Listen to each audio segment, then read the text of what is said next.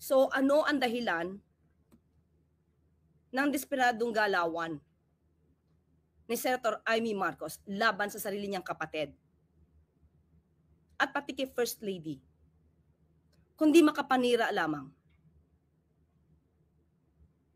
Walang basihan. Dahil kung itong test na to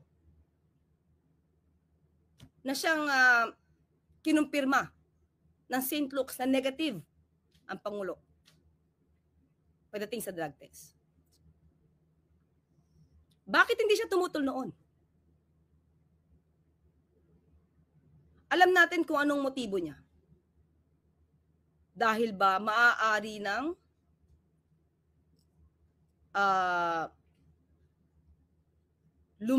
lumarga ang pag-iimbestiga tungkol sa korupsyon at maaaring tamaan na ang kanyang mga kaalyado. Mga kaalyado sa Senado? Hindi ba siya natutuwa na yung kapatid niya mismo, ang Pangulong Marcos Jr., ang nag-umpisa para imbestigahan ang mga maaanumalyang flood control projects na to? Ang Pangulo ang gustong maglinis ng kalat noong nakaraan. Bakit siya masyadong concerned ngayon about di umanong paggamit ng drug test? Samantala, ang dating Pangulong Duterte umamin nagmamarihuana at nag-fentanyl. Hindi niya kinall out. Pati yung pagnanakaw ni dating Pangulong Duterte, wala siyang pagtutol. Ngayon, ang Pangulo mismo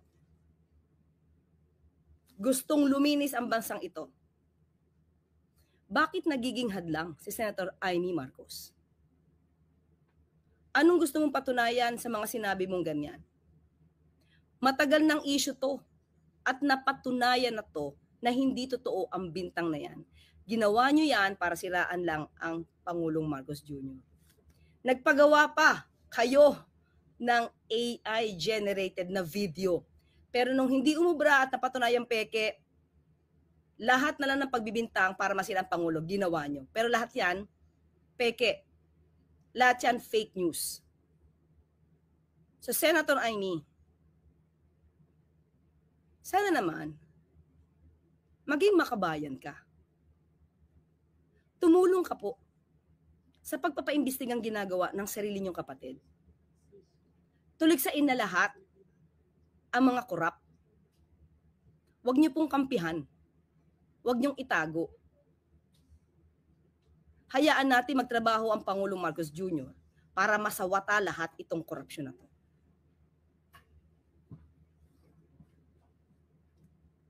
Napanood niyo na po ba yung sinabi niya? Ito po, papakita ko po sa inyo.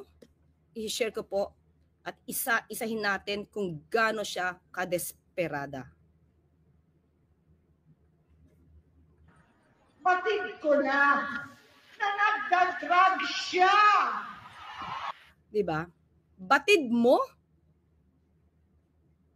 Samantalang nandiyan ang test ng St. Luke, sinabing hindi. So muli mga ka-clear, alam nyo yan. So alam natin to. Nakita natin. Medical certificate. Hospital ang nagpatunay na lahat ng binibintang na yan ay walang katotohanan. Muli, alam na natin kung saan gumagawi ang isang Senator Amy Marcos. Umpisa pa lang mga ka-clear. Umpisa pa lang noong January 2024. Yung first maisog rally, kasama niya ang Vice Presidente. Kung paano bastusin ng dating Pangulong Duterte ang Pangulo natin. Tumawa pa siya. Hindi siya tumutol. Wala siyang naramdaman na hinanakit para sa kapatid niya. Na yung integridad at pagkatao ay niyuyurakan harap-harapan.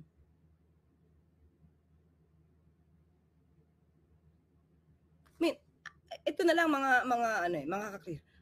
Anong klaseng kapatid si Senator Amy? Anong klasing Pilipino si Senator Amy?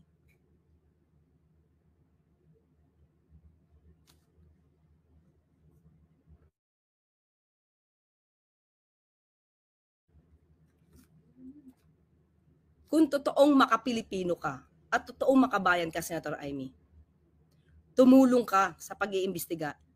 Dapat na ma-pinpoint, dapat maituro kung sino talaga ang sangkot sa korupsyon. Huwag mong sirain ang kapatid mo. Hindi ito ang issue ngayon. Matagal ng issue to, pero since wala kayong makita sa Pangulo na anumang issue ng korupsyon, kung saan-saan nyo dinadala ang issue. Nakakahiya, Senator Amy. Nakakahiya.